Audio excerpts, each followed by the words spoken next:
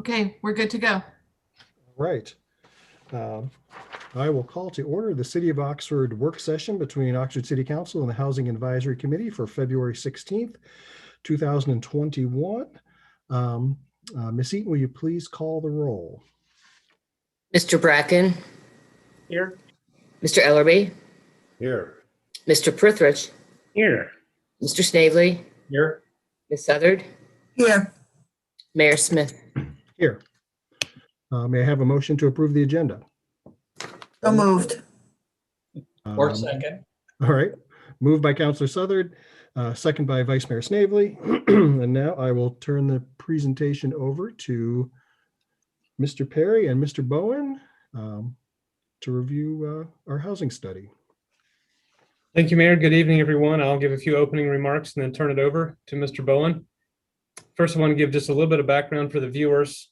Housing attainability has long been a topic of conversation among Oxford leaders, as you all know. So going back to not only the Housing Advisory Commission, and a few members are here with us tonight, but also the League of Women Voters, Community Foundation, the Senior Center, Family Resource Center, Scripps Gerontology, and more recently, Age Friendly Oxford. I have worked hard to bring awareness to Oxford's housing needs. And in late 2019, City Council authorized a budget that accounted for the research that will be presented tonight. Planner Zachary Moore, myself, and an intern established the parameters for the study and identified Bowen National Research as the consultant. Mr. Bowen and his team of analysts have conducted studies all around the country, including Yellow Springs, Ohio, in our own backyard, and Preble County, and more recently, Morgantown, West Virginia, another college town. So I'll turn it over to Mr. Bowen. All right, thanks, Sam. Thanks, everybody. So I'll try to do this in about 35 minutes. I won't go through the history of what we did. I really just want to jump in results. My goal here is to educate you folks on what we found, arm you with some really good information, answer your questions to maybe further inform you in any way I can. And while I have a ton of people that I could thank, realtors, property management folks, leasing agents, city government, county government, I do want to single out Sam Perry because Sam really did help us quite a bit, gave a lot of his time, gave us a lot of good directions. Whenever we ran into roadblocks, Sam was there to kind of get us through it. So he deserves a lot of credit. And for that reason, I think our study is better for Sam's participation. All right, Sam, you're my pilot on this one. So let's go ahead and jump into the first slide. All right, so generally in the housing needs assessment, we cover a lot of different information. For the purposes of this study, the focus was on Oxford, but we did do some regional analysis as well. So I'll show you what we found regionally and how it relates to Oxford. A lot of demographic, economic information went into the study.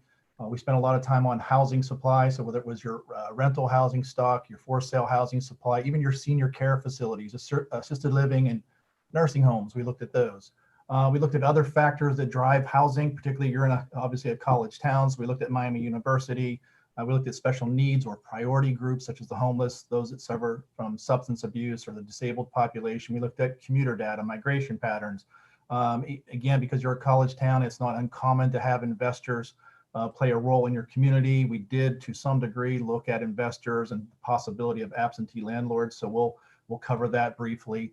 And then really the heart and soul of the study, or at least the end result, in my opinion, is the housing gap estimates. I know you folks have had different studies done for multiple purposes, but really a housing needs assessment is its first and foremost purpose is to give you some sense of the depth of need, and that need by different affordability levels, as well as whether it's rental or for sale housing. So that's one of the things that I hope that you take away from this study. And then we wrap up with recommendations on different priorities and strategies. Go ahead, Sam. All right, so two study areas really that we looked at. Again, Oxford is the focus, but at the recommendation of different folks within the city, it was suggested that we do look at the rest of the region. And for that purposes, we used the rest of Butler County, as well as Preble counties, and then Franklin and Union counties in Indiana. So you'll see a lot of information presented on those. A lot of the tables and graphs that you'll see here in a second, you're going to see the heading of PSA. That means primary study area. That's Oxford. So if I don't say Oxford, but you see PSA, I'm talking about Oxford. Anything else that I talk about when I say SSA, that's that secondary study area. That's that area in the red. So it's basically the region and how do they relate to each other? How do they impact each other? Go ahead, Sam. All right, well, let's start with the basic stuff. Population and household trends. So the top graph is your population trends all the way back to 2000. And then the bottom graph is your household trends. You've grown a lot since 2010. You've outpaced, whether it's the population or households, you've outpaced the region as well as the state of Ohio. And if you look on the far right, and the dark blue is the PSA or Oxford. If you look on the far right of both of those graphs, those are projections for the next 5 years. Again, population growth should be very good. You'll add several hundred people and over 200 households on the bottom graph at 3.5% growth rate. So going to continue to have growth. You're going to continue to need housing and addressed housing in the area. Go ahead, Sam. All right, well, this is the first time we cut anything up. This is households by age group, the dark blue. And again, because we're comparing Oxford with a broad and large region, the bar graphs are small for Oxford, but that's why we threw the numbers to give you some sense of what these numbers represent. So dark blue is Oxford, the light blue is the region. In the end, you know, your demographically in terms of your household age groups, you're no different than really what we're seeing all across the country. There's two waves going through the United States. One we hear about all the time, and that's those, you know, the older folks, those that are 65 and older. That's happening here in Oxford as well as the region. But then that second wave that's coming through are the millennials. And for the purposes of this, because we're projecting out for 5 years, millennials will be age 44 5 years from now. So that 25 to 44 age group is one that we look at. You're having that same wave kind of sweep through, not just Oxford, but the region as well. And so what does that mean for housing? As you think about housing and think about the, you know, the type of housing you want to have or need to have, senior housing obviously needs to be a focus. And so that type of housing allows seniors to downsize, to get into more maintenance-free living alternatives like condos or apartments. That should be an area of emphasis, but the same thing for millennials. They should, in theory, get married eventually. I know they're all postponing it, but you know, they should start to follow the natural course of what people do, and they should get married, have kids. And so if that plays out and the growth trend materializes as it should, you'll need housing to meet the needs of these families or growing families. Go ahead, Sam. All right, so I cut this up. First, I did renters first. So this is renter household information. I don't have it here in the slide, but you're projected to increase your number of households in Oxford by about 110 households over the next 5 years. So you're going to have growth among renter households. The first graph at the top shows your distribution of renter households by income level in 2020. And you can see most of your renter households are lower income households, really under $30,000, with the greatest grouping of them under 20,000. Now, I will acknowledge that a lot of that students are factored into this, but I'll show you here in a little bit, you know, that even when we account for the students and kind of take them out of the picture, you still have a lot of low income renter households that are not students. So one of my concerns when people look at some data, they go, well, that's the students are driving that, the students have that issue. That's true, but at the same time, you still have, I think, more than 1,000. I think you have more than 1,000 renter households aged 25 and older that are renters that make less than $30,000. So you do have a lot of low-income renter households that are likely not students. Projected changes over the next 5 years, again, kind of hard to see in the bar graph because the regional numbers are so big, but you're going to have growth along most of the income levels, but really your growth is expected to occur among the renter households that make over about $60,000 a year. So you're going to have some high income renter growth. So you'll need housing to meet the needs of this this growing base of renter households. But as that top graph shows, you still have a lot of low income people. So you still need to address affordability and more moderately priced rental alternatives. And I'll show you here shortly what your housing stock is, what's available, and what does that mean to these particular population groups. Go ahead, Sam. So the same thing for homeowners now. This is the distribution of owner households by different income levels. No surprise, most of your owner households make over $60,000 a year. The dark blue being Oxford, the light blue being the rest of the region. So that's not a surprise. In terms of household growth, it's projected over the next 5 years. Again, the bar graphs kind of skew things and make it hard to follow. But really, your growth among homeowners are going to be among the highest income households, those that make over $100,000 a year. And particularly look at the bottom of that second graph, the middle graph, in the region, you're going to have substantial growth among the really high income homeowners regionally. And so you're going to see a lot of pressure on the for sale housing market, and Oxford will feel some of that for sure. And then the bottom of the bottom graph is just showing you they're going to have growth among all the different household sizes. So as developers think about what type of housing they want to build to meet the growing needs, it really is going to be among all the different household sizes. So you'll need a lot of different bedroom types to be built. Next slide. Okay, so this is dealing with affordability, or what's called cost burden households. And for those that aren't familiar, cost burden households are those that pay over 30% of their income towards their housing cost. And that's a federal definition. So basically, if you're paying more than 30%, you're paying a disproportionately high share of your income towards housing. That's not good.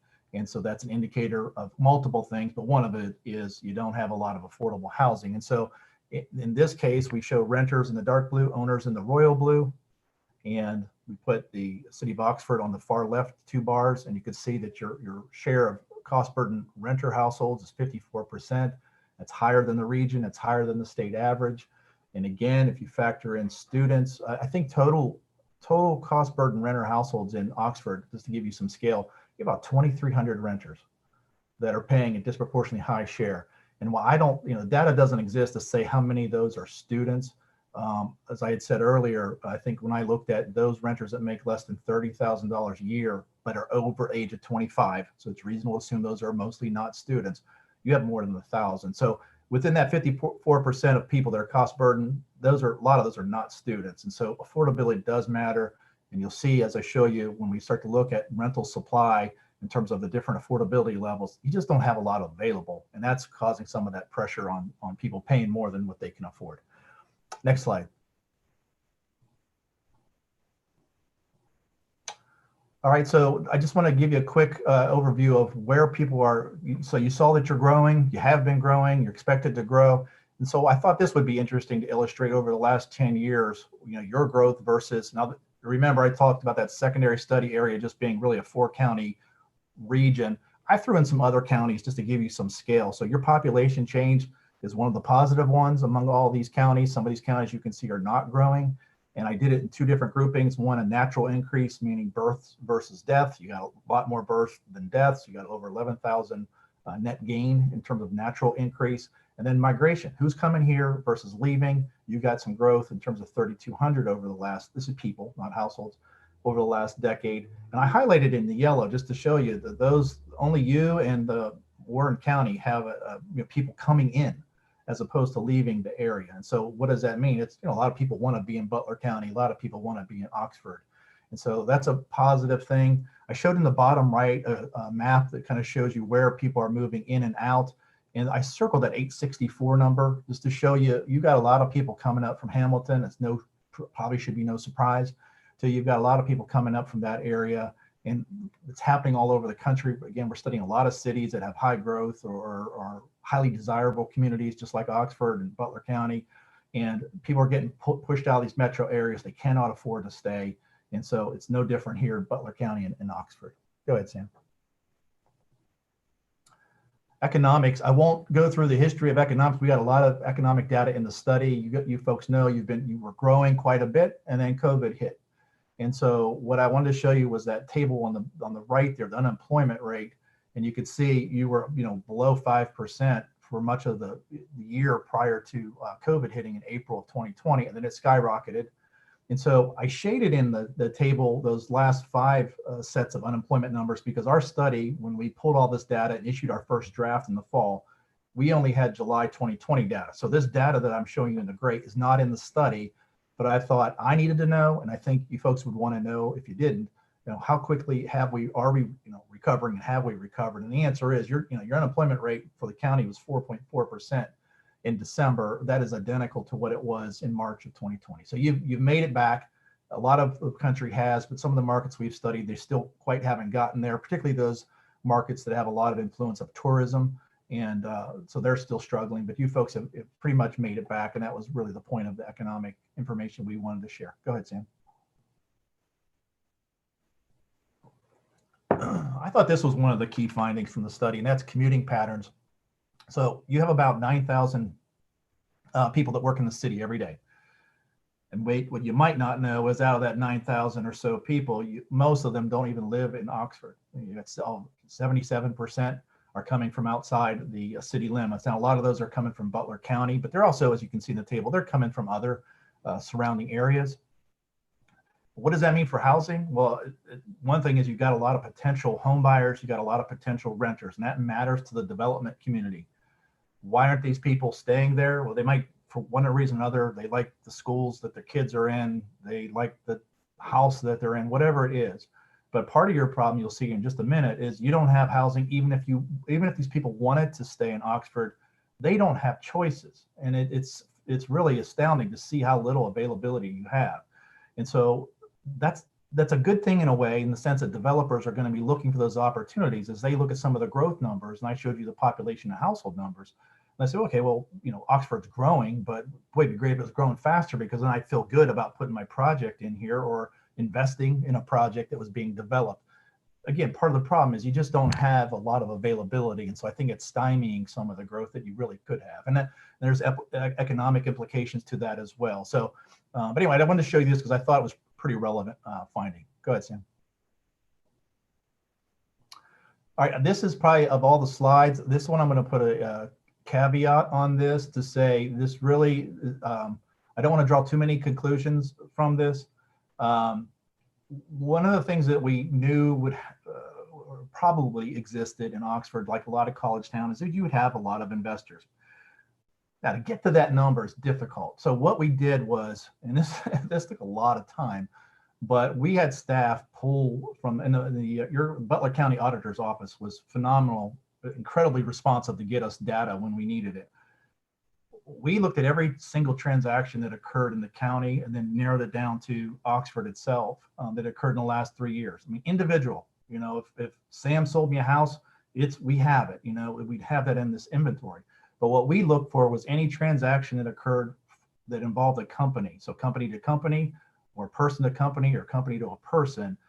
There was a high probability that as an investor, and where we even got more comfortable knowing that number is probably pretty close, is a lot of the same names kept appearing for the company. So it's multiple companies purchasing multiple properties, and ultimately some of them are selling them back to the community.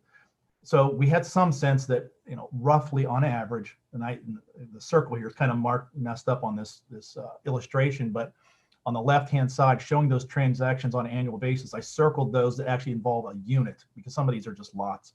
So I didn't want to count those. So on average, you have about 35 of these likely investor transactions that occur in Oxford. On the right-hand side, then, what I was trying to get to, and again, there's not a direct link, so there's a great caution to looking at these slides together, but I do think it does tell us something. So you have roughly 35 transactions occurring on an annual basis with investors, but on that right-hand side, when we looked at tax delinquency records, and then you had about 56 within the city, residential units that were tax delinquent, we looked at the addresses. And again, this was a pretty big undertaking on our staff to get this information. But we found that most of the folks that are tax delinquent have a physical address that's not in Oxford. 13 overall, 4 of them outside the state of Ohio. But those 9 that we showed that are outside of Oxford, but somewhere in Ohio, when I looked at, because we actually have their physical addresses, a lot of them were, I think, up near Cleveland, and some maybe, I want to say like Indianapolis or somewhere. So they're well outside. So these are folks that aren't paying their taxes, that likely are not local people living elsewhere, that again are likely investors in properties. Well, again, we can't link this to student properties without looking at the property and finding out that property is a student rental. I mean, it's, again, that could be done, but we didn't do that. The point is, do you have investors? You do. Do you have tax delinquent property owners who could be absentee landlords? You probably do. The numbers just not on a big scale is what my takeaway was from this. So every community is going to have absentee landlords, regardless if they're student or associate or not. But the point of this is you do have some. I just don't think it's on a large scale that this should be a major worry. Certainly always want to address it, but it's not an overwhelming number, I guess is the point that I'm taking away from this. Go ahead, Sam. Quickly, just to keep up pace here, Miami University, your enrollment at the university steadily grew for many years, kind of plateaued, and then started to drop in 2019. And then in 2020, it dropped a lot because of COVID. It dropped over 1,000 students. Was at 5.5% decline. The university obviously made changes to housing policies to allow sophomores to live off campus. And so normally when they were operating around 96, 97% occupancy, in the fall of 2020, that dropped to around 50%. That was so they could, as they say, de-densify on-campus living due to COVID and make sure kids weren't living in close quarters. That's relevant to some of the data I'm going to show you here in a second, because if we didn't know this, and you had me here a year ago, the story would be, I think, totally different. And I think the story in the fall of 2021 could be different than what I'm about to show you. So keep in mind, the university made this change. Kids could live off campus. They did choose to live off campus. Data had a short-term impact on the housing market, so I'll show you that in a second. But the other thing I wanted to show you, and this was, I think, maybe even Sam's recommendation, is just kind of look at some of the university employee data. We have full-time faculty numbers here by income level, and then we have full-time staff levels, their income levels. And I flagged on there the staff that, you know, almost half of the staff makes less than $40,000 a year. That is incredibly relevant to what you're about to see in a second. If I am a staff member of Miami University and I do not live in Oxford and I want to live there, rent or buy, you'll see in a second, I don't have anything to choose from and or select.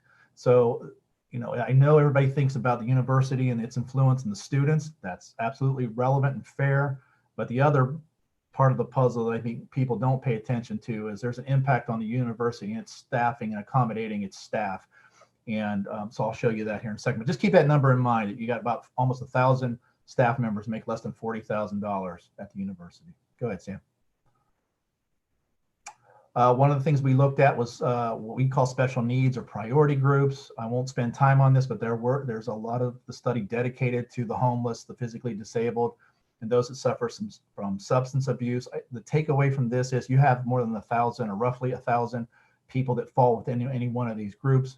And while percentage-wise they're small relative to the whole city, there's still 1,000 people that are struggling in some capacity that have often special needs that their housing needs to accommodate them.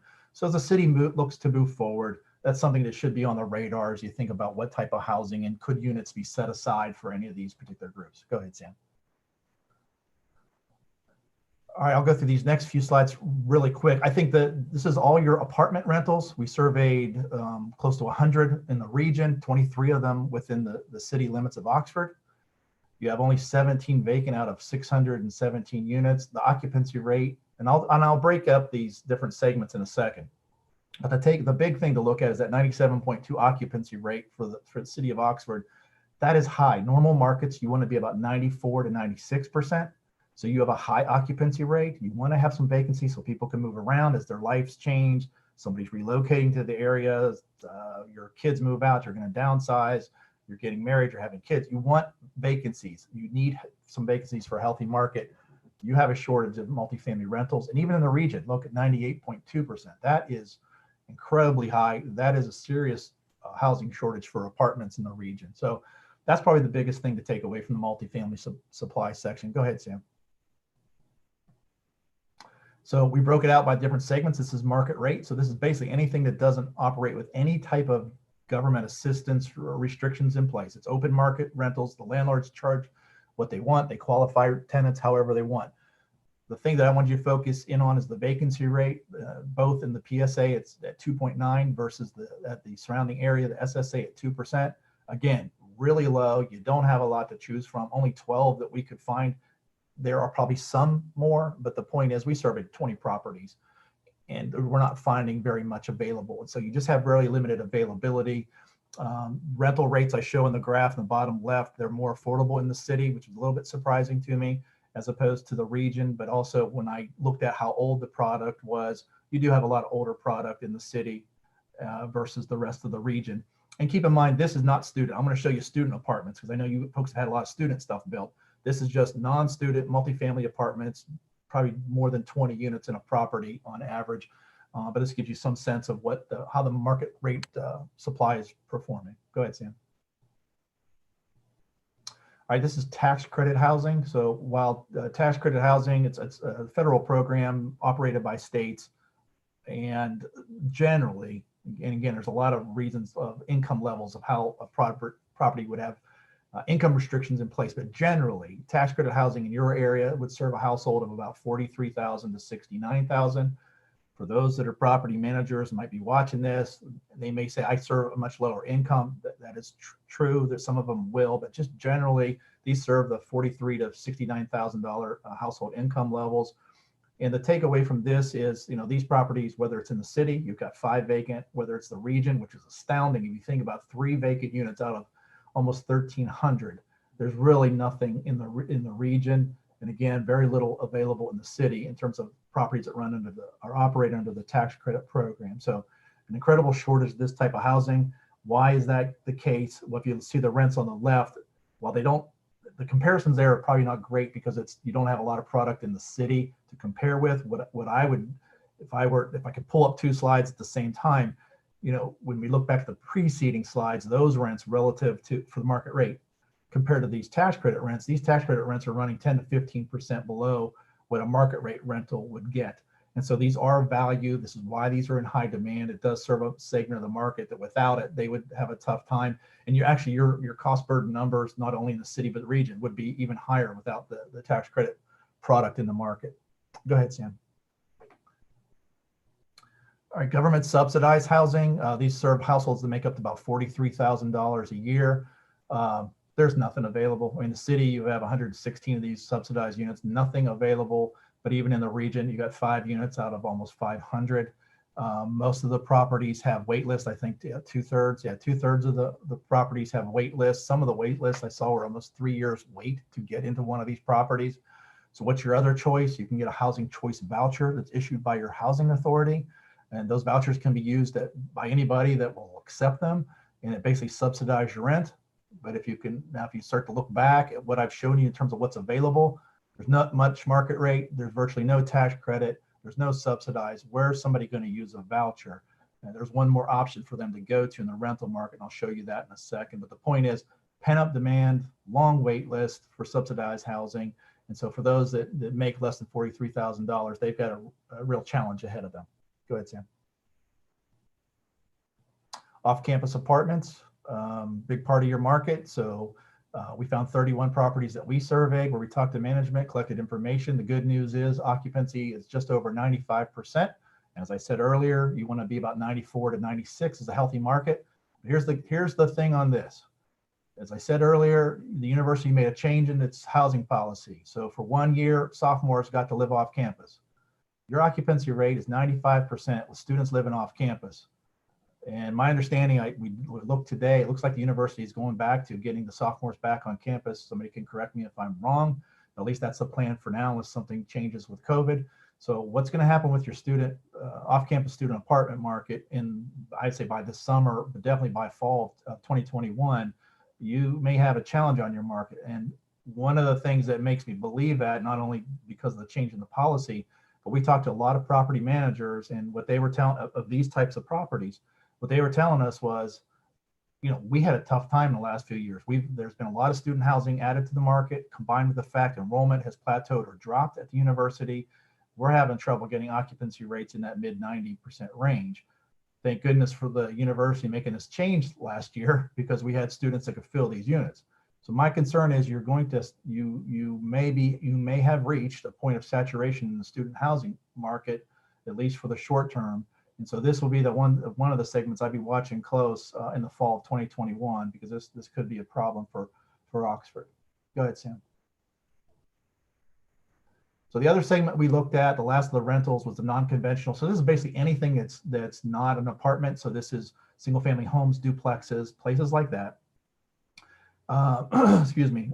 These rentals make up about half of your rental stock. So it's a big part of your housing stock. And again, the thing I would focus in on is that third bullet point of 4.6% vacancy rate. So whether it was student oriented or non-student, which we did break it out in the table, you have about a 5% vacancy rate. So again, that's falling in that window of what I think is healthy. But remember, this is with students living off camp, sophomores living off campus this year. So what happens to your non-conventional rental market when a lot of these kids are going back onto campus? This is the other segment that I've got some concern about. Now, this could be good news because you do have a shortage of housing in the market for those other segments I just showed you. So this could be, you know, your saving grace in terms of trying to accommodate growth and have people that are not students move into some of these rentals. But the thing I would then point to is look at the rental rates. You know, I think the median rent for a 3-bedroom non-student, which is the most of what you have, is about $954. So you got to make close to $40,000 a year to afford one of these units. So these units are not really affordable to families. And so this obviously continues to going to be a challenge for affordability issues in the market. Go ahead, Sam. Okay, for sale housing, just have a few slides on this. Probably the big thing to pay attention on this, and I'll go into historical sales, so sales from the last few years. I'll go into sales, available product that's currently available to purchase. The thing to probably to zero in on is two things. If it's a product that's in Oxford, you're generally paying, excuse me, about 10 to 15% more than what you would pay elsewhere in the region. So housing is less affordable in Oxford if you want to buy it.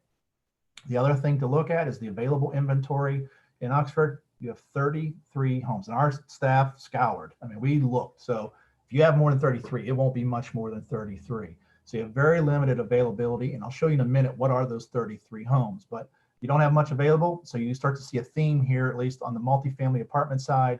And then here, you don't have much availability on these two segments of your market, and that certainly poses a challenge for the area. Go ahead, Sam.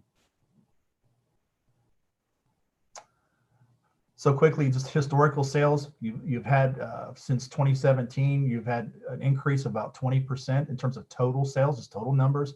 That's a good thing. You don't see a decline in activity. You see increases in activity. That's a good indicator. The rest of the region, with the exception of, and you see on there, the top graph says balance. That's balance of Butler County. So that's basically everything else in the county, not counting Oxford. So the rest of the county was doing okay in terms of increases, but the rest of the region has seen a decline in terms of sales activity. The other thing to really pay attention to is the bottom graph, and that's the annual median sales price from each of the last 4 years. And you can see with the dark blue is Oxford versus the royal blue near the top. That's the rest of Butler County. And in 2019, median home prices passed in Oxford, passed the median price of the rest of Butler County and far exceeded it in 2020. So median prices are going up. Housing is becoming more expensive in Oxford, while the rest of the region lags behind. Go ahead, Sam. And then in terms of what's been sold, really that top graph, the thing to pay attention to is the dark blue bars are the city of Oxford. Excuse me, most of your product that's been sold has been sold between $150,000 and $250,000. And you can see not much product's been sold under $150,000. I'm going to show you here in just a second why that is. You haven't had a lot of product price under that, so therefore you don't have a lot of sales. So as you start to think about first-time home buyers, where are they going to turn? Well, at least historically wise, you haven't had a lot of products sold that they could afford. And I'll show you in a second, what do they have to purchase today if they want to go get something? Go ahead, Sam. All right, so here's what's available. Oxford versus the rest of the areas that we studied that were in your secondary study area. Your median price is higher.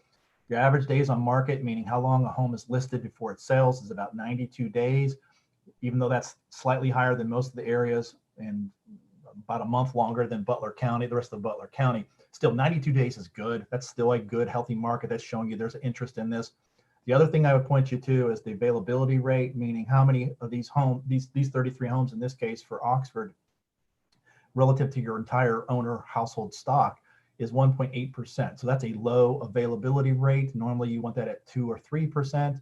And so you do have a relatively limited inventory of for sale housing, but the region's even worse. You have 1.2% availability rate. So while they might have more homes regional, when you add them all together, it's still relative to the region overall. You just don't have much available in terms of purchasing a home. Go ahead, Sam.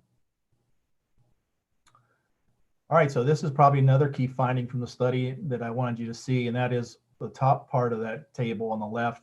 You only have 4 homes available, priced under $150,000. You only have 33 again citywide, but even under that 150 range, you don't have much. If you wanted to go up to $200,000, which maybe a first-time home buyer might find reasonable, might be able to qualify for, you've got 11 total homes priced under $200,000. And look how fast those things are, moving. They're not on the market long, whether it's 10 days, 21 days, 39 days on market for anything priced under $200,000.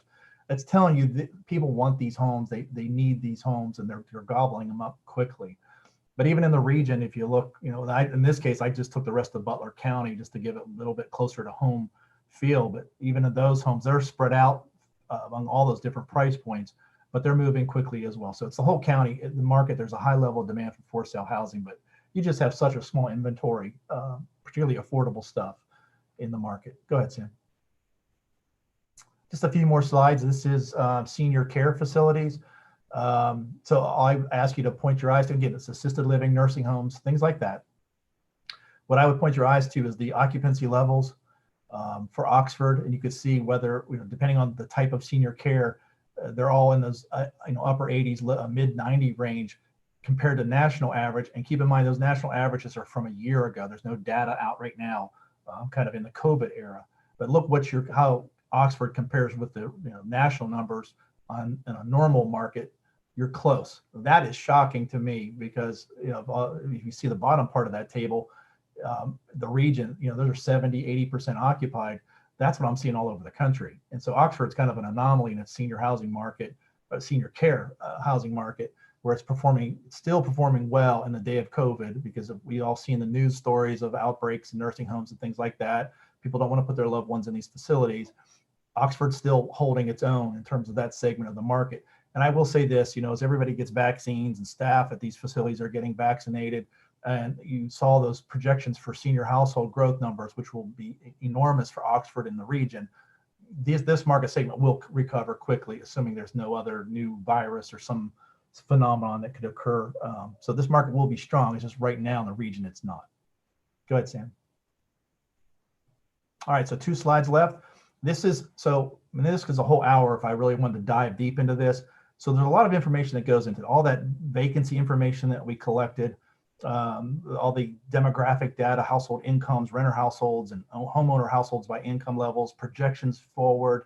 All those kind of metrics get cobbled together for us to come up with these estimates on how many units the market really needs.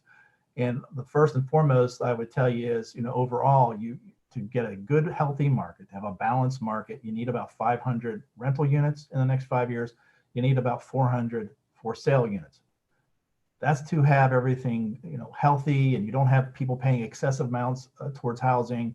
People are having the type of housing they need to meet their family needs, seniors to downsize, all those kind of things.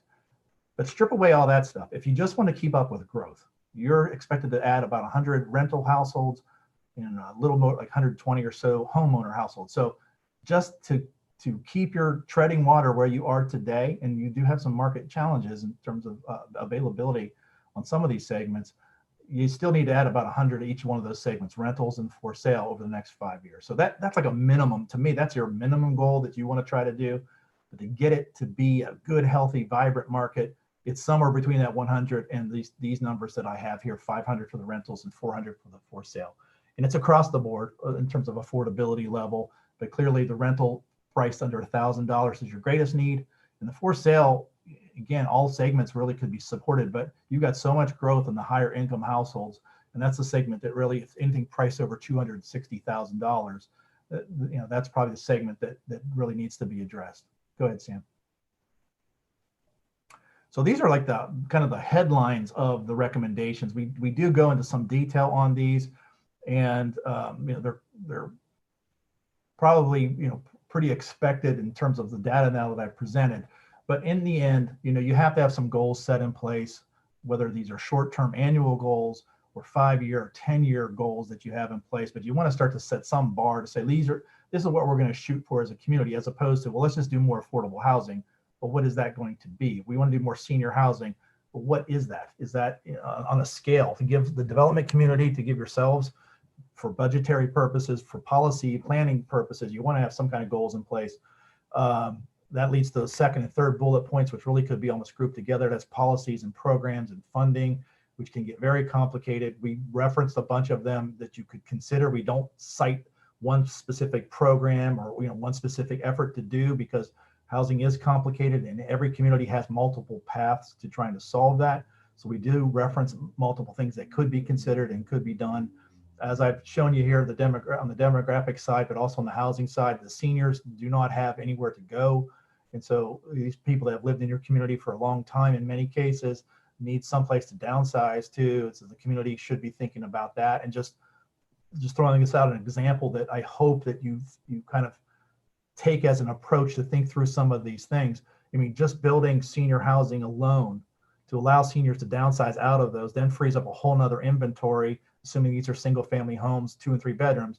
You said, as I said before, I talked about the need for families to train, to grow into, well, this could be the housing stock they move into. It's the housing that the seniors moved out of.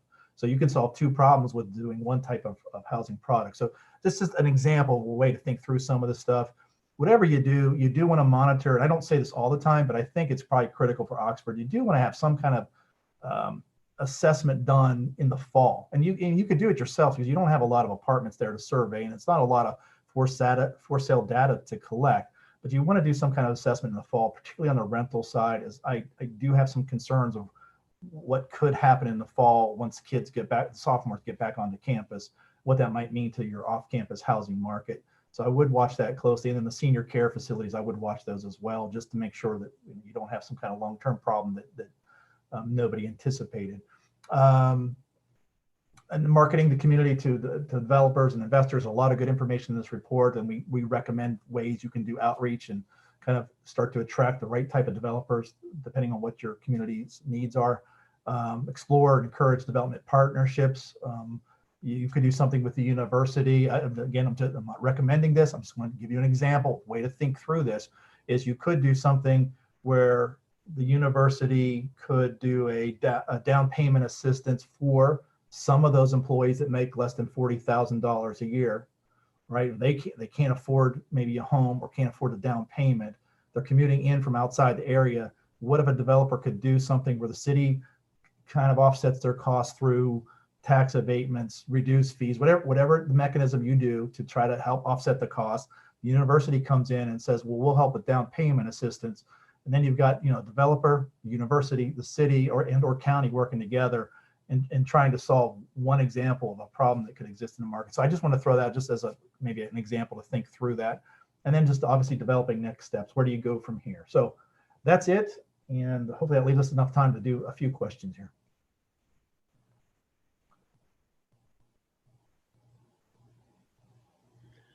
Okay, I'm trying to watch everybody at the same time. Questions for Patrick? Oh, Chantel, I see your hand. That was so good. Thank you so much for doing that. That was amazing information. And you said that you have some recommendations of policies. Is that in a bigger report that you can share with us? Yeah, so those are in the executive summary. So for example, if I have a bullet that says outreach efforts, for example, in attracting developers, we summarize what we think that could be. But I guess, Chantel, the thing to keep in mind is I keep it broad on purpose, because for any of the recommendations, I'm not trying to get out of recommending anything, but there's so many paths that a community can take. So just to do outreach alone could be social media, could be going out to conferences, could be direct solicitation of developers, RFPs, stuff that you already have done. I mean, there's so many paths. So same thing for all of these recommendations. There's so many paths. So I give you things to digest. I have done this before. I'd be glad to do it for you if you want me to, where I do put a specific action plan together, but I caution folks on that, because a lot of people will take that action plan and say, well, Bowen said this, he's the expert, so let's do it. Let's do this thing. That there's no one way to solve these things. And I'm not privy to your budgetary limitations or political environment or NIMBYism or all those things that affect how a community moves forward. So anyway, the answer, a long-winded answer, there are things in there to give you some sense of a direction to at least start the conversation. and you don't have to give me a super long answer, but I know it's always hard navigating with Ohio's preemptions by our state assembly about what we can and cannot do. But do you have kind of a gut feeling about if we had an anti-discrimination against source of income, so that there would be more available government subsidized housing to increase that market availability? Do you have a good feel on if that is worthy policy? Yeah, I don't know that I'm in a place to say that. Okay, that's fine. Thank you. All right, I've got David's hand up. Yeah, I wanted to echo the thanks on that one. The data, it comes at such a useful time. We're going into a comprehensive plan, so the decision about what directions to take and implementation strategies, but we've had so many questions that have now been answered. Great. So I really do appreciate this, and it's given us a lot to think about. I want to thank Sam and everybody at the HAC and everybody who helped Mr. Bowen with this. Yeah, we have some work to do. Here, I see Sherry's got her hand up. Go ahead, Sherry. You're still on mute, Sherry.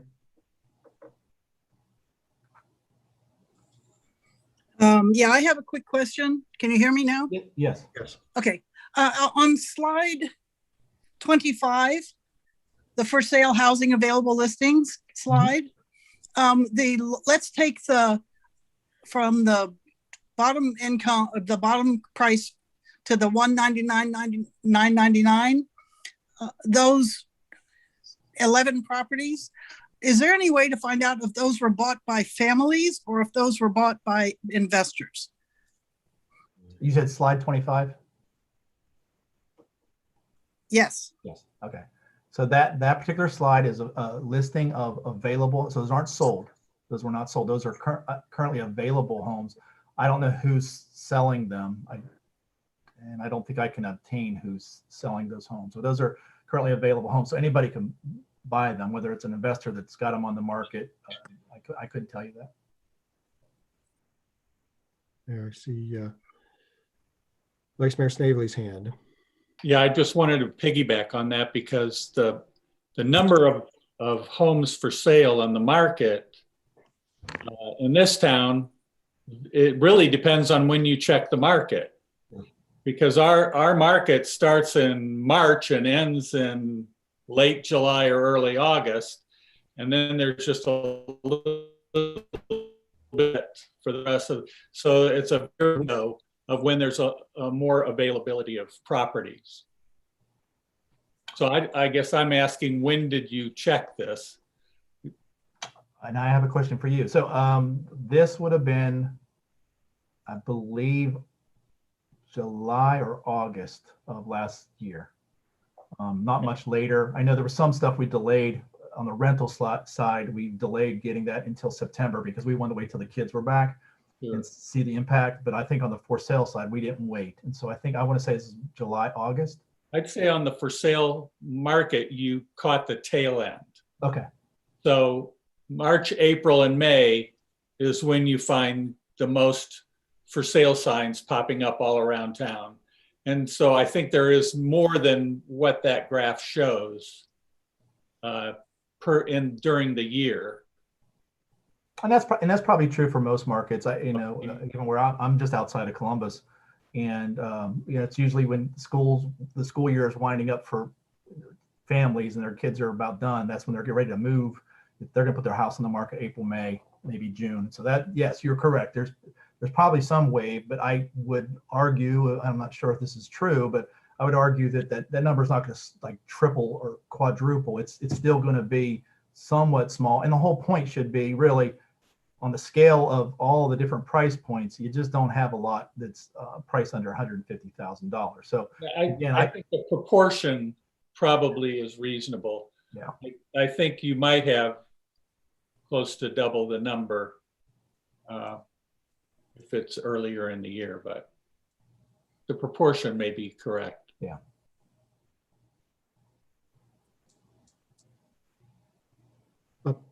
Councilor Southern.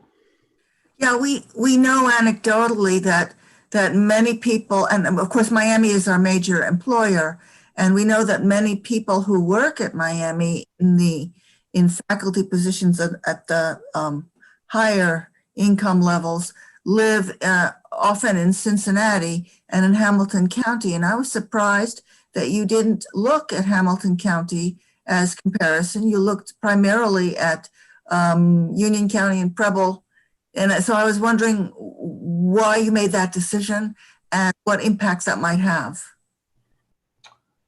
I'm going to let Sam answer that. I think so. The original plan was to look at Oxford and then Butler County. We weren't going to expand out, but I believe after talking to Sam and others, it was recommended that let's take this out wider. You know, the direction we took it ultimately, I think, was the guidance through the city. It's a fair point that Hamilton could play a role into what people are making decisions. And clearly I showed there's a lot of people coming up from Hamilton County, moving up from that area. Sam, I don't know if you want to add to that. I could add a little bit. Edna, to answer your question, yeah, to establish the secondary market area, we felt like we had to draw the line somewhere. But I think the addition of having the Miami faculty migration, if you will, or commuting, we could still get that in the results. So while we didn't look at the overall sales, we did look at the employment and the commuting, so which is available through the census data. So it's partially there. So I think that was helpful. But when we set up the parameters, it wasn't originally looking at the Miami faculty and staff. It was looking at the overall real estate transactions. So good question, though. Yeah, we added that. Actually, yeah, we weren't going to look at the faculty. I think Sam brought that in at some point after some of the conversations we were having. He's like, Pat, why don't you look at the faculty and just see what their role is and what they're facing. I'm looking in here real quick because I know you folks got your council meeting coming up. Trying to find the slide real quick.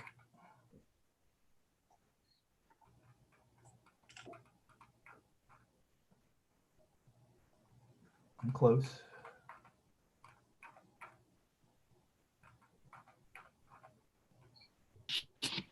Well, somewhere we have in the presentation, there's a, when we talk about the faculty numbers, we do have a map that shows where faculty is living.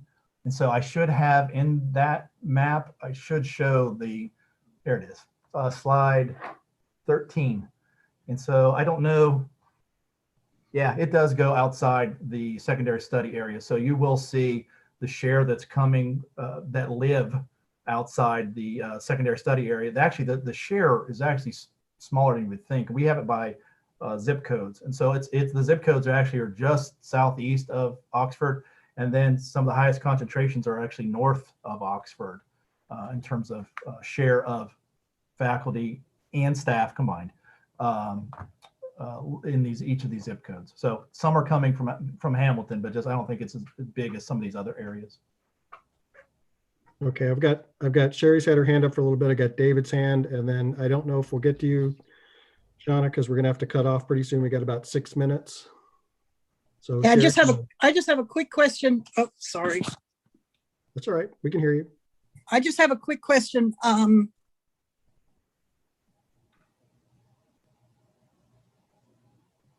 Sherry, You muted again, we Sherry. lost your audio.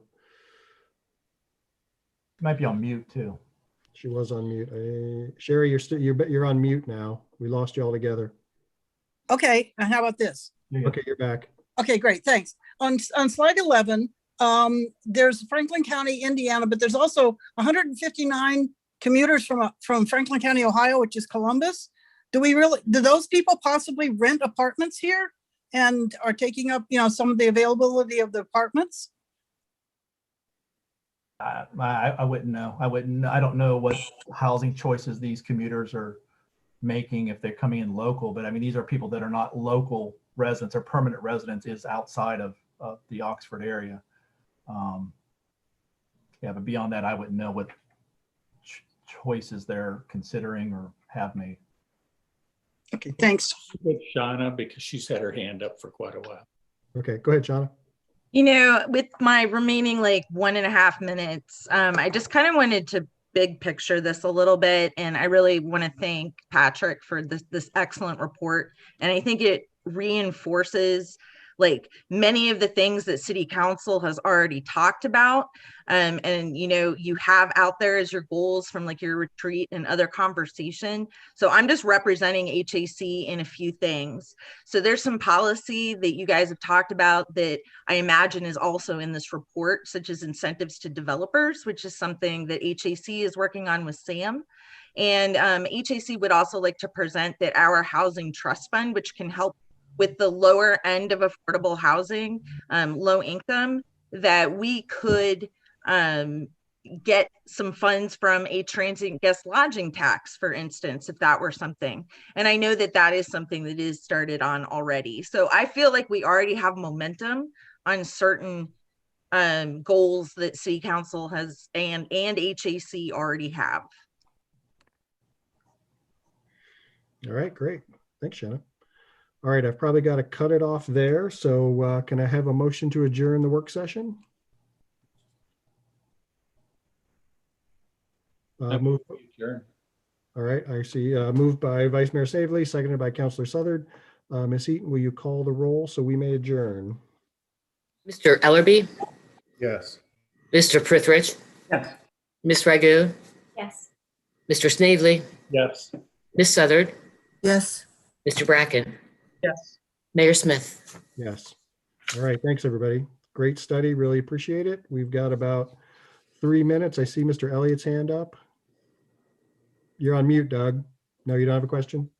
I think he was waving. Okay, all right. Thanks, Mr. Bowen. We really appreciate Thank you, it. folks. Great work on the study.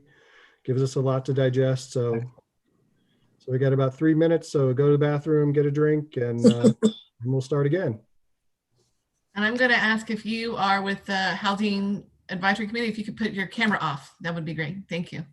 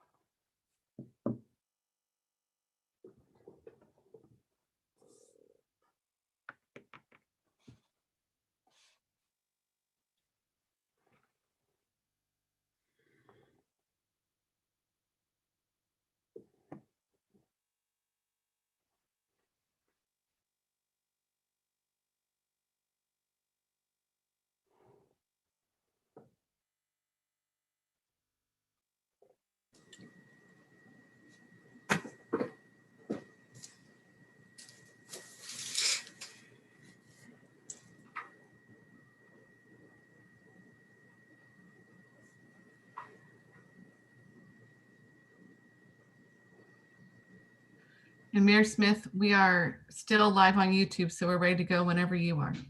Okay. Then get a couple more counselors to pop back up.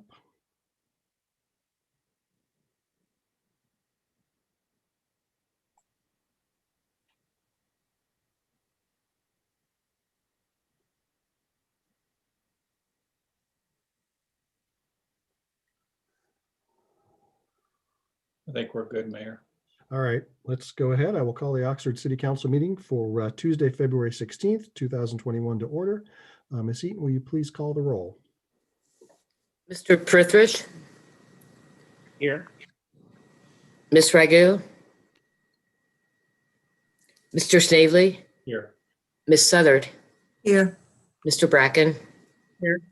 Mr. Ellerby, Here. Ms. Ragu, Here. Mayor Smith. Here. All right, may I have a motion to approve the agenda? So moved. Moved by Councilor Southard, second by Vice Mayor Snavely. Ms. Eaton, will you call the roll to approve the agenda? Ms. Ragu, Yes. Mr. Snavely, Yes. Ms. Southard, Yes. Mr. Bracken, Yes. Mr. Ellerby, Yes. Mr. Prithridge, Yes. Mayor Smith. Yes. All right, we'll start tonight with public participation. Anyone wishing to address council on items that are not on the agenda or on the consent agenda, please state your name and address for the record. Do we have anyone wish to comment? All right. We do. Miss Caruso, go ahead.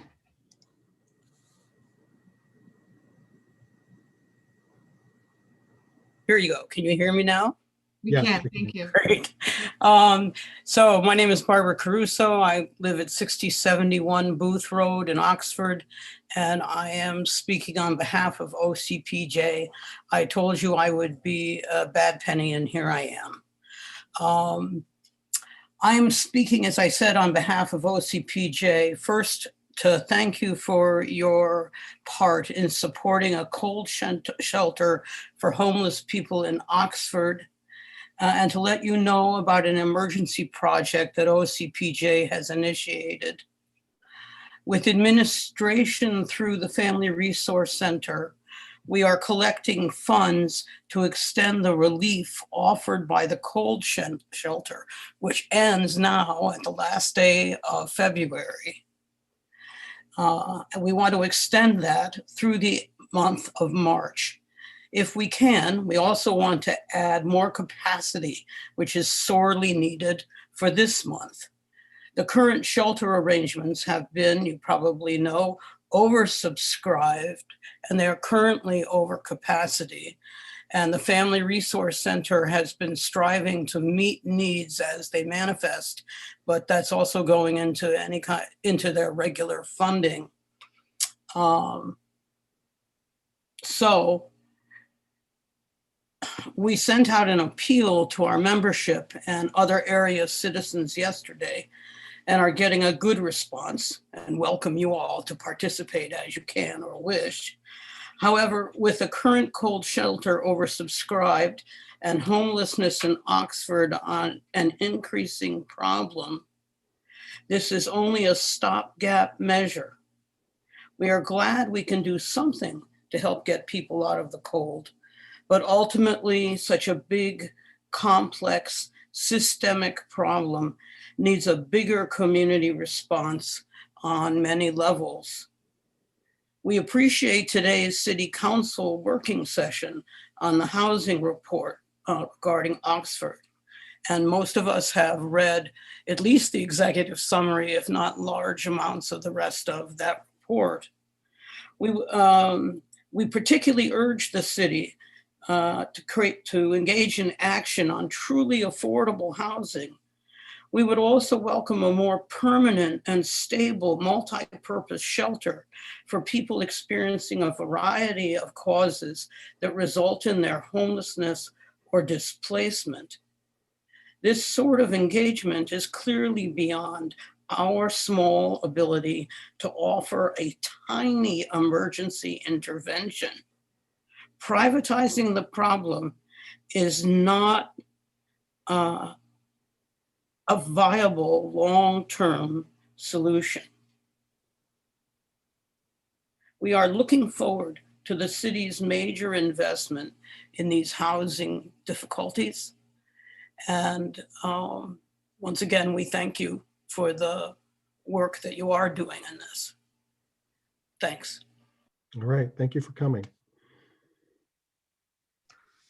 Next, we have Ms. Shaman. Ms. Shaman, go ahead. Good evening. Thank you, Amy Shaman, 11 Heather Ridge Court, speaking on behalf of my family.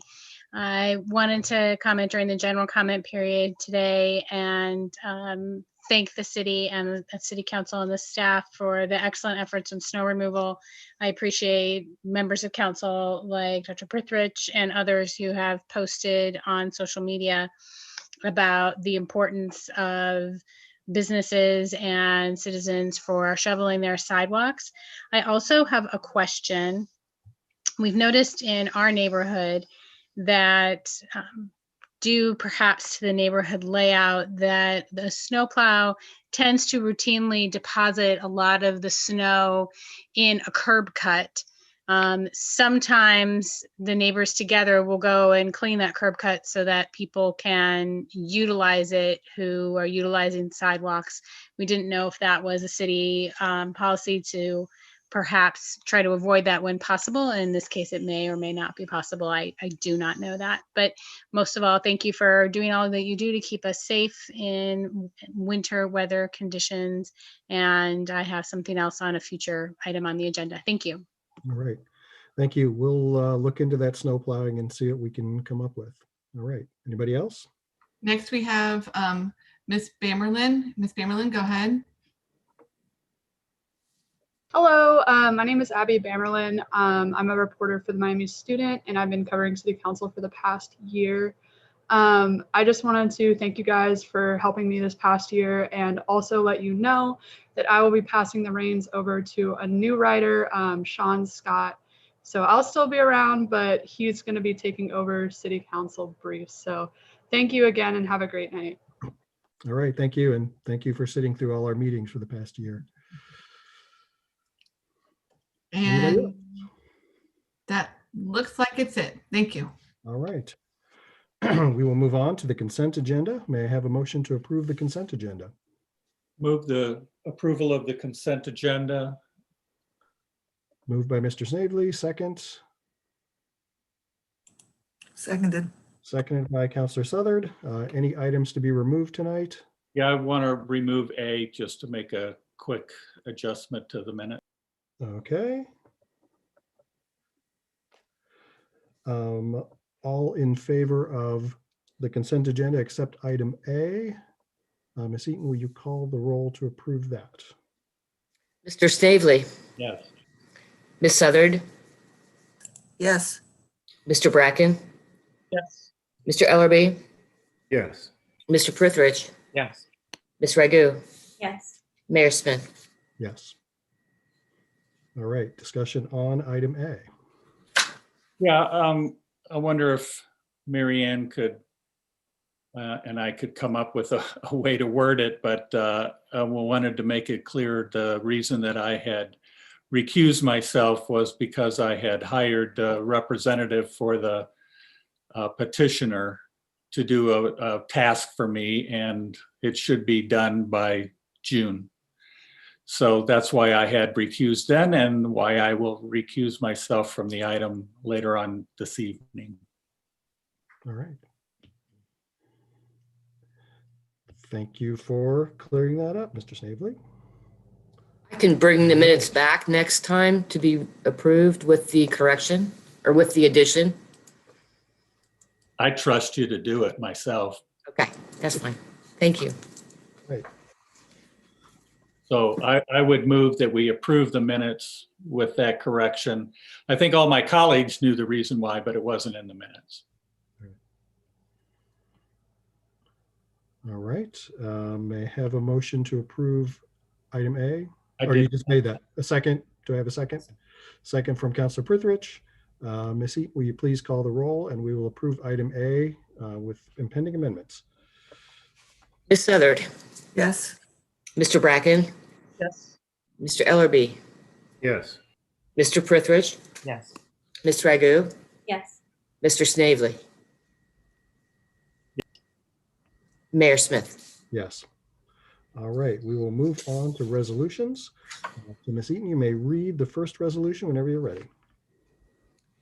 A resolution authorizing the city manager to enter into an agreement with Duke Energy of Ohio for the conversion of street lighting to LED technology at a cost of $324,450.17 plus a contingency in the amount of $25,549.83 for a total cost not to exceed $350,000. Move adoption. Option by Counselor Savely, second by Counselor Prithridge. All right, we will turn this over to Mr. Dreisbach. Thank you, Mayor Smith. Good evening, everyone. We currently have $350,000 in the 2021 capital improvement budget to convert some of our old technology street lighting to LED technology. We currently have 107 street lights operated by Duke Energy for us. We pay a monthly fee right now to maintain them and purchase electricity for them. In looking at the best way to reach council's goal of a lower carbon footprint and higher efficiencies with these lights, we looked at 4 basic items. One, will the lighting provide the same safety and security that we have currently? How efficient will the new lights be? Is there an opportunity to minimize the perceived light pollution in some of the fringes of the community? And is there a reasonable payback period for the investment? So the modern LED lights can generate savings of up to 75% on electrical charges. So they are very efficient and will still produce the same brightness or lumens as to what we have currently. We've had comments from some in the community of being concerned with light pollution. We need to have fixtures that are able to be shielded if necessary. And what we're recommending does have that feature, albeit at an extra cost. So if we go that way, there will be a slight extra cost. The biggest decision is what color will these lights be?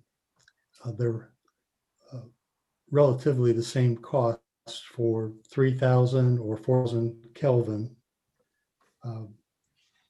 In simple terms, most people are familiar with warm white and cool white lighting. Warm white is yellowish, cool white is a brighter white.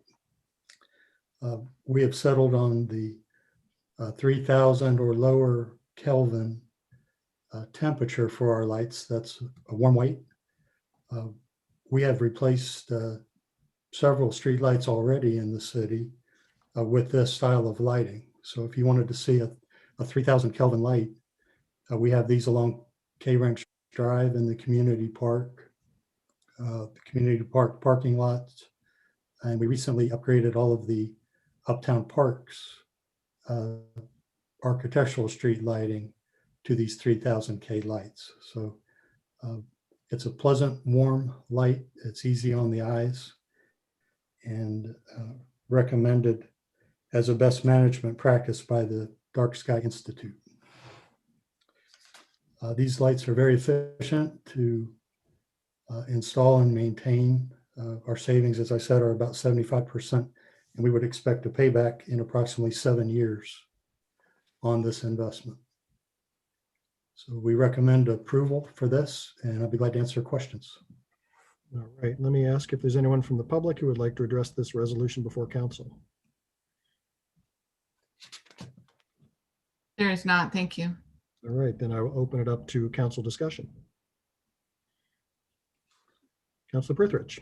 So I want to thank staff for pursuing this and listening to our priorities. It turns out the money we spend on electricity for streetlights is not an insignificant number.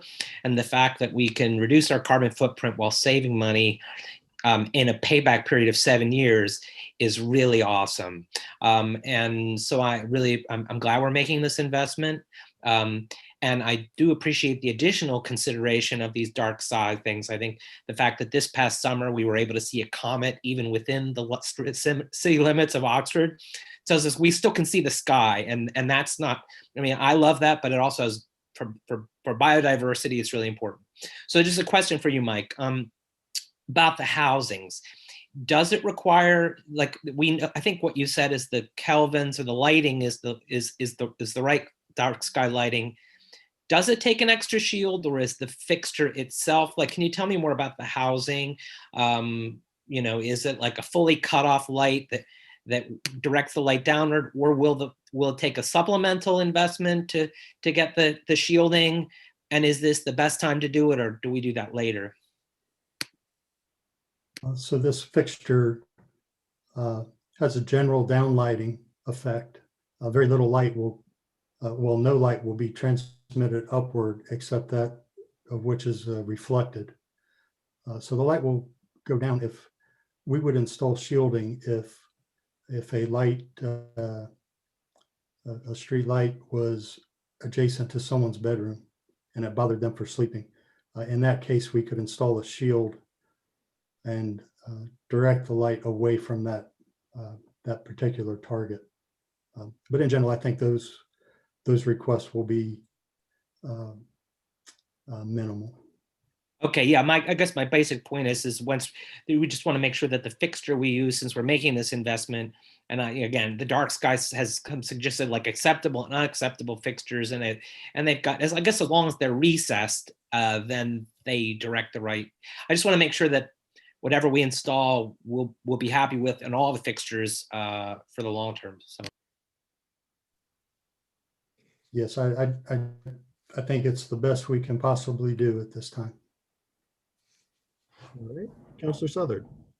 I appreciate all the things that you've taken into account in making this balance, and in addition to the benefits to the environment, in the long term, it's also a 7-year return on the investment is really excellent.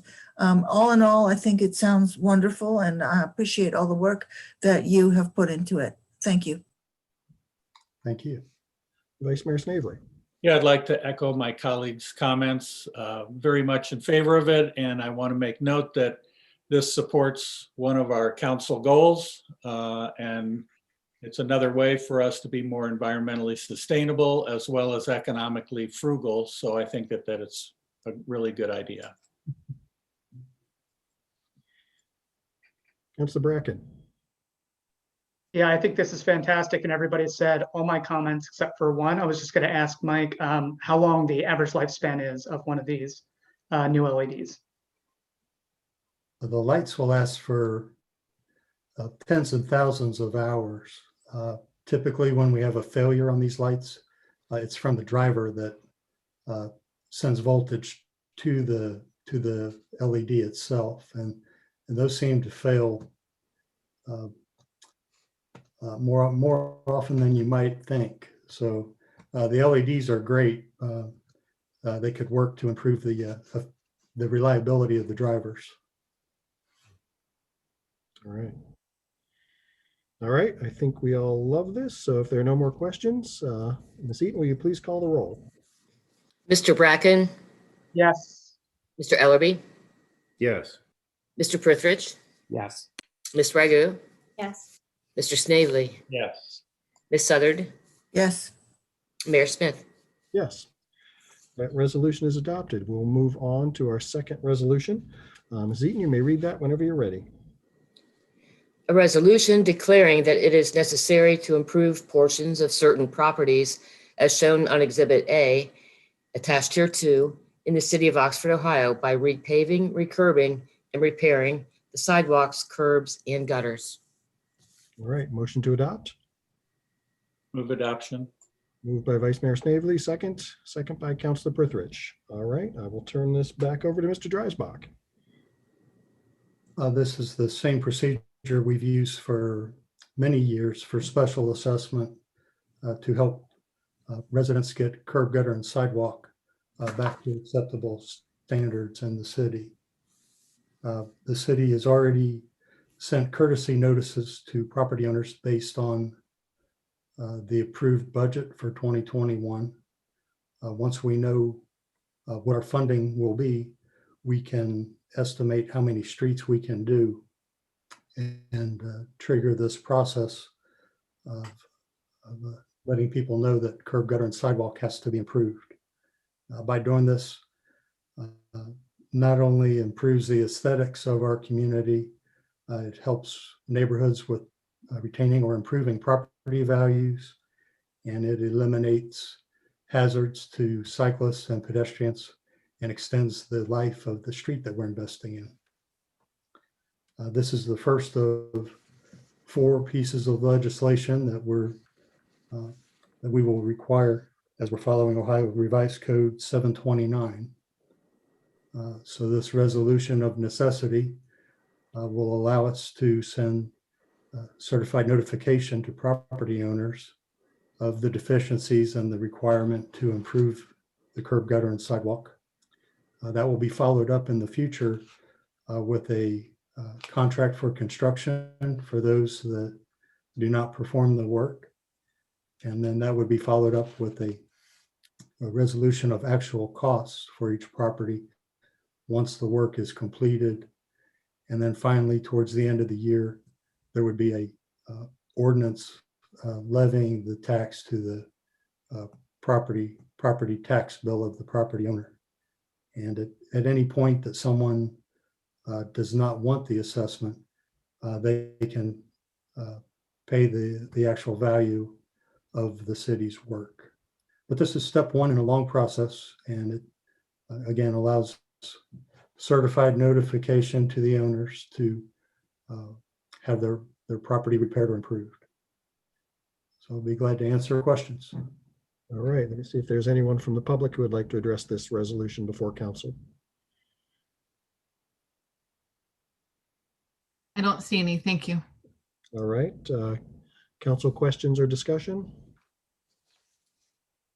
All right, I think we've done this enough times now, so I think lots of the people on the list are seeking their own contractors. So I think our system is better than it was. I see Councilor Southard's hand.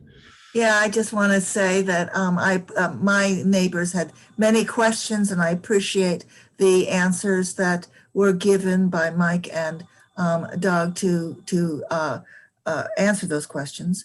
But I also want to make sure that, I mean, it seems that many people did not quite realize that the gutters and curbs are their responsibility.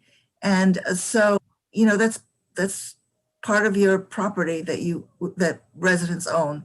And I just think it's important that people realize that is their property. They can do this work anytime. I did it a few years ago when I had a driveway fixed. So I just am saying that it's something that property owners can do at any time. They don't have to wait for the city to tell them that it's necessary. Isn't that correct? Correct. All right, no further questions. Ms. Eaton, you may call the roll. Mr. Ellerby, Yes. Mr. Prithridge, Yes.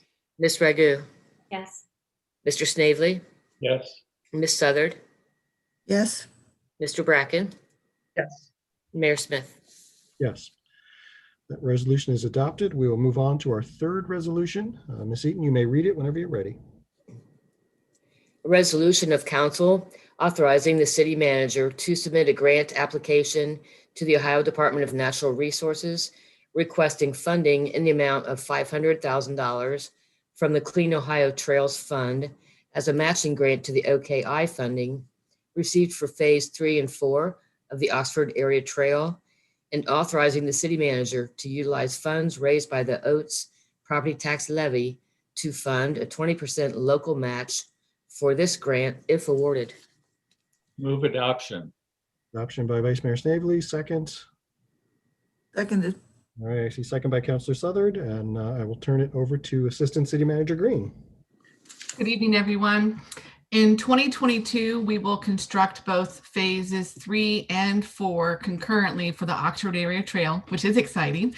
And but the cost for the construction is going to be just over $4.2 million. We have just over $1.9 million in existing grants, but with engineering and design and the construction match, that still leaves us with $3 million coming from our levy.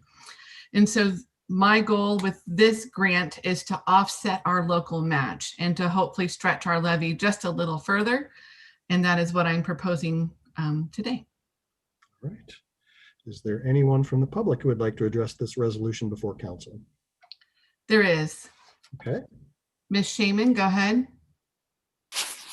Thank you, Amy Shaman, 11 Heather Ridge Court. Just want to say that I appreciate all that Ms. Green and her team and the city council does for the trails to get us all out into nature and to make them especially important that they are being made accessible and available to everyone in the community. And I thank you. Thank you. All right, council questions or discussion? Councilor Prithridge. Well, just to thank you. I think that when we sold people on the levy, it was on the assumption that they would kind of return on their investment in grant dollars. And we've gone for all the big grants, but the more grant dollars we can have relative to our local match, the better. So I really appreciate trying to stretch this out so we can get the most trail out of the levy possible. It's hard, but hopefully good luck on this. So thank you. All right.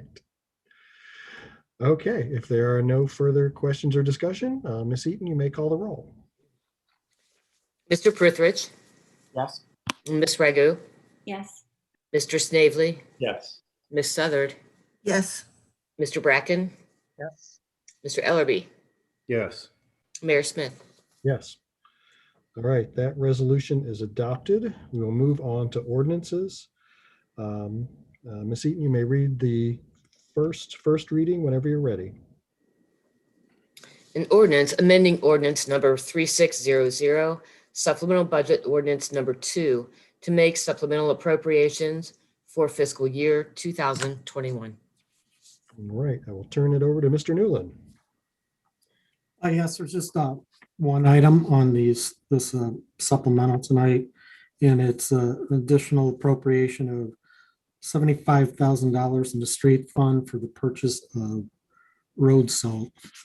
And as you can tell from past few days, we need this purchase. And I just want to say that the street crew has done a great job plowing the streets.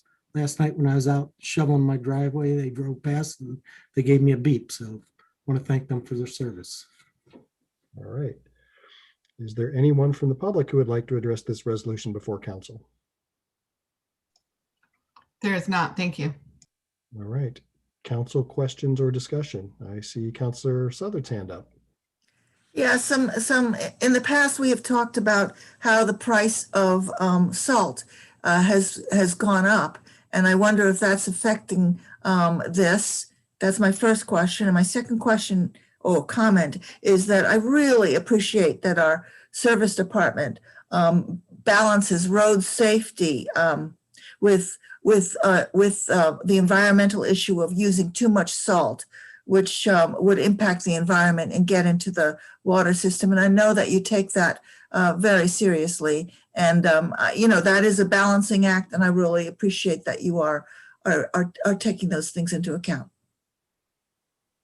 So the question was about the price of salt and if that's affecting this purchase. I'll give that. Joe, do you want me to answer that? Yeah, please. Okay. The city partners with the Butler County Engineers Office and I'd say about 15 or 20 other communities. So we leverage our buying power and we have a fixed price contract for the entire year. So we pay approximately $74 per ton. And that's, I would say, lower than almost all the communities except those that might be close to the river because they don't have transportation costs that we have to truck the salt to Oxford. But we have a fixed price, so our price is not going to change based on the very high demand that we're seeing right now. All right. Any other questions? Okay, this is a first reading, so we'll see this again in 2 weeks. We'll move on to the second reading. Ms. Eaton, you may read it whenever you're ready. An ordinance accepting the recommendation of the Planning Commission and approving the preliminary planned development application for Lake Forest Phase 1 with conditions. All right, now I'm going to ask for a motion to table because city staff is working with the developer and making some progress on some of the conditions, but they're not quite there. So if that's okay, I will ask for a motion to table. I so move that we table. All right, do I have a second? Second from Councilor Bracken. All right. Ms. Eaton, will you call the roll to table this ordinance? Chris, do I need to recuse on a tabling motion? Yes. Okay, I will. Ms. Regu, Yes. Ms. Southard, Yes. Mr. Bracken, Yes. Mr. Ellerby, Yes. Mr. Prithridge, Yes. Mayor Smith. Yes. All right, that motion's tabled and we will probably look at it first meeting in March. That brings us to announcements and communication. So I'll turn it over to start with to City Manager Elliott. Thank you, Your Honor. I just have 3 things to share with council tonight. I did want to share with the public as well. The deer management program ended February 7th, and this has been our 12th year for the program. This year we harvested 9 deer, and of those 8 were donated to the Community Meal Center in Hamilton. Given all the years that we have participated in this, it amounts to about 1.6 tons of venison that has been donated to the Community Meal Center. So, it's a good program that helps feed those that need a meal. Basically, we want to continue this program. The other item that I want to remind folks is that the city is conducting a survey, a police services survey. It's being provided by an external independent research firm, Polco, and it has to do with the services that our police division provides. We had a random sample of folks that were selected, 3,500. We now have about 419 responses. So if you received a postcard, this is a yellow one. This would be the one that you would get as a reminder. I don't expect you to read it, but it's just a postcard that reminds you that you were selected, and please fill out our survey. So we're hoping that the input that we get from this will give us information about the current services that we're providing and how we're doing, and also ways to improve our service. Doesn't take much time to complete. So if you have received a postcard, please participate. And the last thing that I want to share with you is just a quick update on COVID-19. More and more folks are getting vaccinated. If you take a look at the Ohio COVID dashboard and select Butler County, what you would find today is that about 38,124 individuals, or 9.95% of our population, has been vaccinated. And of that, about 56% is the 80+ group, and about a little over 38% is the 70 to 79. As we've mentioned before, here in Oxford right now, you can get a vaccine from McCullough Memorial Hospital, or you can get one, from Butler County Health Department. And of course, that's in Hamilton County. I believe we're going to hear some information from one or both of our pharmacies, CVS or Walgreens, about also conducting it. So more and more people are getting vaccinated. On the other front, our number of average cases per day have been going down in Ohio as well as the United States, as we all know, and that's good news. But it doesn't mean that we need to relax our efforts. We still need to continue masking, distancing, washing our hands frequently, even if you have received your first dose of the vaccine. So good news on this front. We still have a ways to go. I am a little dismayed that Ohio continues to, we're like number 34 out of all 50 states as far as the number of vaccines we've received and how many have been administered. So we got to figure out a way to speed that up. We are being shown up by smaller states such as West Virginia that has administered almost 98% of the vaccines they've received. And so, but the good news is more and more people will get vaccinated. There is some concern, as we all know, that there is a variant of the COVID-19 that is starting to appear. And so it makes it more and more important for people to get vaccinated. So that's all I have this evening. Thank you. All right. I'll ask Mr. Dreisbach, anything you'd like to add tonight? Yes, thank you, Mayor Smith. Just a quick thank you to all of the employees in the service department.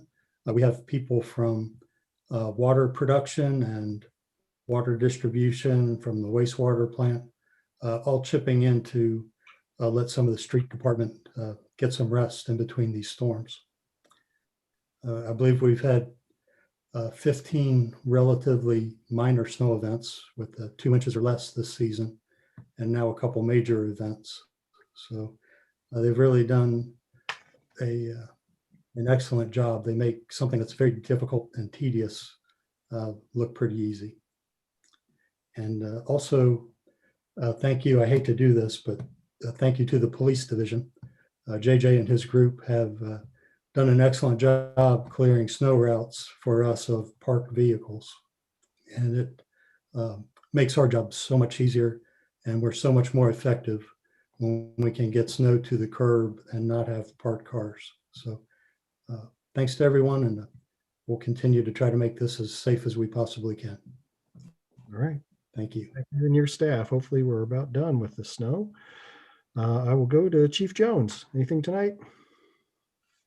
Well, just in response to Mr. Dreisbach's comments, yes, we tend to do the dirty work for them and towing people's cars. So Mayor Smith, since you had asked me, I'll just give a quick update on that. We towed about 39 cars off of snow routes. That's considerably less than the prior snow event where we ticketed 216 cars for snow route violations. So we really worked hard on our messaging. 4 days prior, we were sending out nixle messages using all our social media resources, cooperating with Miami to send out messages to their students via listservs that they have, and also put it on their My Miami page. So I would just encourage people to sign up for nixle. We over communicated this time in that we accidentally had a rebroadcast of a nixle message at 4 a.m. and so I do apologize for that if any of you got woke up like I did. But those settings have been fixed. And I just, I see a lot of complaints on social media, and I understand that because nobody likes to get their car towed, but it is not a money-making adventure. It is not a revenue source for us. We called in employees on holiday pay. That was President's Day. So we're paying our employees, between that and the tow truck. This is not a revenue generation thing, but what it does is it makes it much safer for the snow plows to be out and reduces our accidents. So I do appreciate Mr. Dreisbach giving us a shout out there. And if there's any questions, please don't hesitate to ask me about those, because it's not a fun adventure. We don't enjoy towing cars, and we understand people are upset, but we have to get them off the streets. All right. Thanks for that update. All right, Mr. Newland, anything you'd like to add tonight? No, I'm good. Thank you. All right, I'll go to Chief Deathridge. Nothing, sir. All right. Assistant City Manager Green. Good evening, everyone. Just a quick update that the annual report has been published on the city website, so you are free to share it. And I also put it out on social media tonight, so please share it far and wide. It's the first time trying to do something like that, so we're pretty excited. I'm also getting a few hundred copies printed that we'll put around at public places like coffee shops in the Lane Library and in the city buildings. So also under the same vein of communication, you know that we're working on a new website. We're hoping to have that ready in June, but as part of that, I would love to invite all of you to have a city council headshot taken so we can put your lovely photo on our website. So I'll be reaching out to schedule those in March if you would like to do it. And we'll do that free of charge for you, but we're going to bring in a photographer to try to get some formal headshots of staff and counselors who would like it. So that's all. Thank you. All right. Thank you. Mr. Perry, anything you have tonight? Thank you, Mayor. Yes, a couple items in the realm of move out trash. And yes, we think about that well in advance. There may have been a couple questions about that. The Sheriff Fest event has been a popular event. Of course, it didn't happen last year due to COVID. It is going to happen this year on a more limited scale. So staff is working with that knowledge as well to try to address the possibility of introducing some other options for removal of solid waste in an efficient way that doesn't add to the curb load. So we're working through that. And then in the realm of Oats Trail, that was on the agenda tonight, but I wanted to say also that we have an RFP that will be wrapping up here in the next week or two for establishing the best route for the gap between the community park and the covered bridge. So you'll be hearing more about that over the next few weeks. So our goal there is to get some public input, not only from the property owners in that area, but also the general community. So this is just a heads up to everyone that we hope to not create survey fatigue between all the surveys that are going to be going on. But at the same time, it could be beneficial to get that engagement going on a regular basis. So that could be a good thing as well. So those are my two updates. Thanks. All right, thanks a lot. Ms. Eaton, anything you'd like to add tonight? Nothing tonight. Thank you. All right, I will go to Law Director Kennard. Thank you, Mayor. My comments tonight are more of a personal nature. First, I want to thank the chief and the police department for allowing me to come down yesterday and hunker down in the conference room because my daughter participated in the district dive meet at the university. And I want to thank the university for allowing those high school kids to have a competition.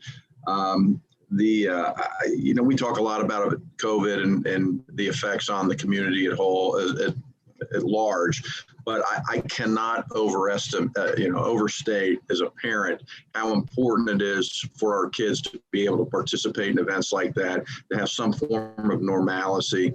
I was not able to go to the event. However, I was able to watch on a live stream. So it was, I guess, as close as one could hope to being there.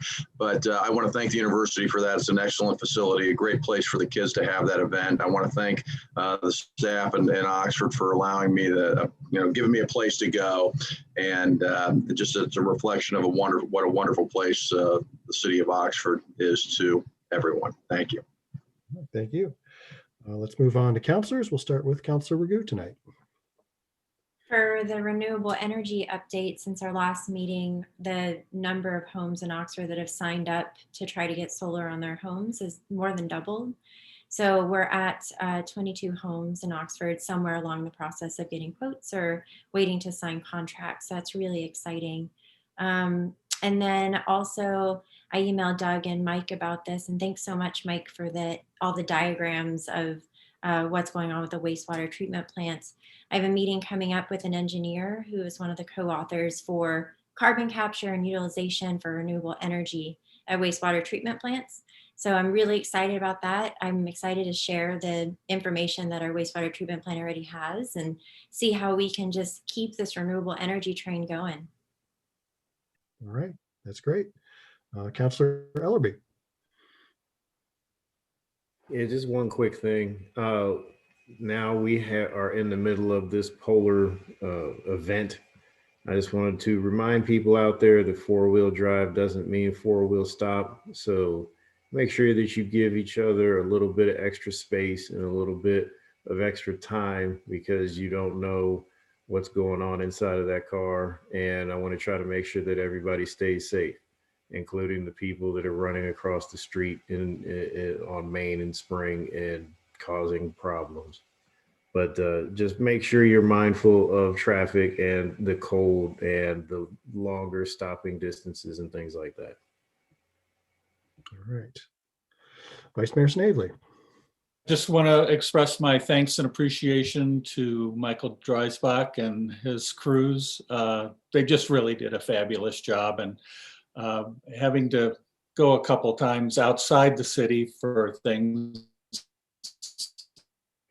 Breaking up, Bill. It's noticeable. We were really.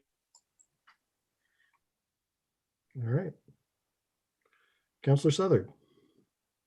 I just want to say something about the Butler County Board of Health and their rollout of the vaccine. You know, and I give this, want to say this for all your information, because the city had urged us early on to fill out the survey. There was a survey to fill out, and that was a good thing to fill out, because once they had your information, they have your information, then they contact you and tell you when you're eligible. But when you go to get the vaccine, they don't give you a second appointment. So there were many people, many residents who were very concerned and anxious about this, because, well, you know, this is a communication problem, because anyway, they were concerned because they didn't have an appointment, and we had a big snowstorm, and when was their appointment going to come up? And they were over 80, and maybe they wouldn't get their second dose, and then they would be vulnerable. Well, the Butler County Board of Health contacted people yesterday to tell them that their second vaccine was, they were doing another event at the fairgrounds.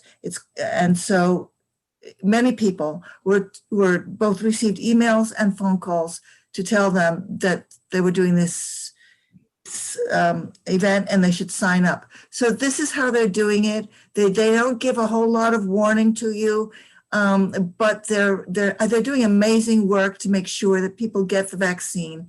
And I know that people have been very anxious because they're not sure, what if they're not right by their computers when the email comes, and they were concerned. So I just want to say that they are doing they seem to be doing their very best.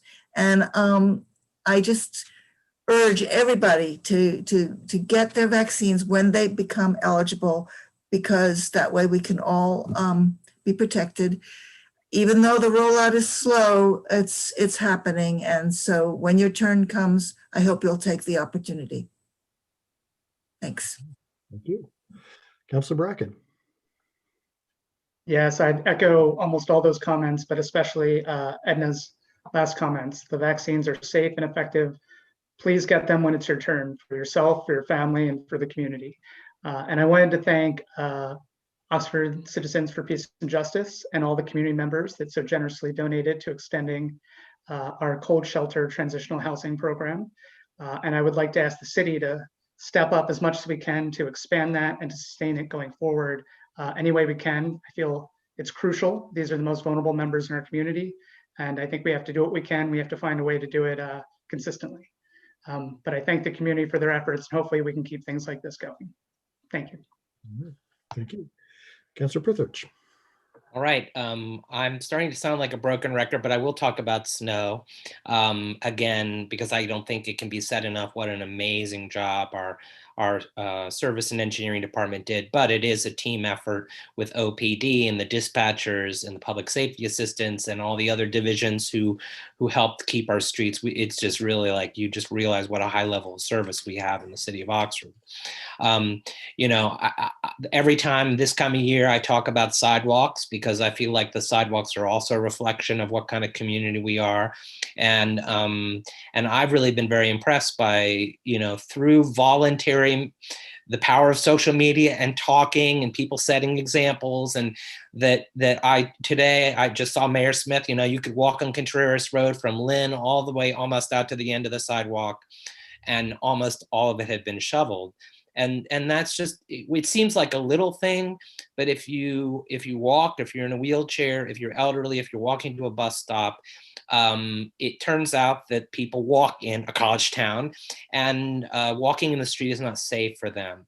So I think we've done a good job, but what that does is it does highlight that there's some intractability in the problem that we need to get at.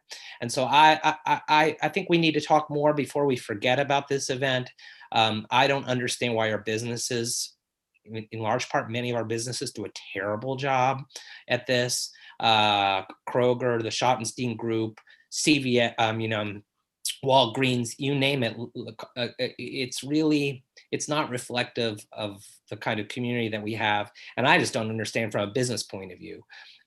So I guess I'm asking that maybe in the past we've had like a little working group, but before we forget, and it's springtime again, and then we're surprised yet again next year when it snows, I would like to have a conversation perhaps with our law director about what can the city do once we've gotten to the place where voluntary doesn't take you beyond a certain percentage point and you're left with those people who just refuse to shovel, barring enforcement. What can the city do? So I look forward to, I'll pose that question to Doug and Mr. Conrad and anybody else who wants to work on this, because I think we're doing a great job, but we could do better. But again, thanks. Great, thank you. I too am going to echo that. Everybody that got out and shoveled their sidewalks in the past few weeks, a big thanks.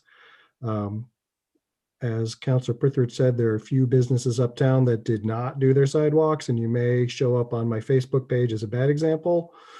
I want to say big props to Councilor Ragu. She lives along the walking path to the sidewalk to Kramer School, and there's only about 2 sidewalks along there that are shoveled. So that's what I'm most dismayed about, that the walking routes to our elementary school are not clear. I don't know if this will shame anybody into doing some shoveling tomorrow, but maybe we'll get lucky. So with all of that, may I have a motion to adjourn? I so move. Moved by Vice Mayor Snavely, seconded by Councilor Southard. Ms. Eaton, will you call the roll so we may adjourn? Mr. Snavely, Yes. Ms. Southard, Yes. Mr. Bracken, Yes. Mr. Ellerby, Yes. Mr. Prithridge, Yes. Ms. Ragu, Yes. Mayor Smith. Yes. All right. Thanks, everybody. Another great meeting. Stay safe and I guess keep shoveling.